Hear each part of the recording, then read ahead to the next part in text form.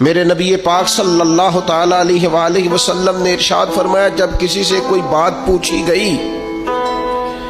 اور وہ بات جانتا تھا، اسے علم تھا، وہ گواہی اس کے پاس موجود تھی، وہ شہادت اس کے پاس تھی،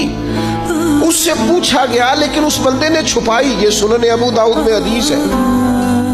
اللہ کے محبوب فرماتے ہیں قیامت کے دن اس بندے کے منہ میں اللہ آگ کی لگام ڈال دے گا۔ لو اب تیرے منہ میں لگام ڈال دی اور وہ بھی آگ کی، اب نہ بولنا، چونکہ جب حق بولنے کا ٹائم تھا تب تو نہیں بولا،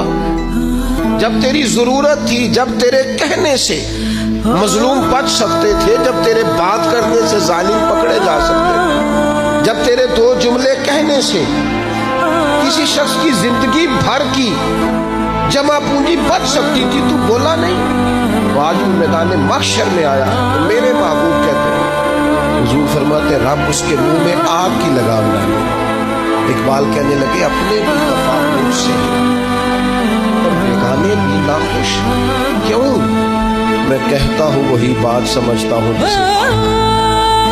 یہ میری مجبوری ہے کہ میں نے ہمیشہ حق کہا ہے، تو اپنے بھی خفا مجھ سے ہیں اور بیگانے بھی ناخوش۔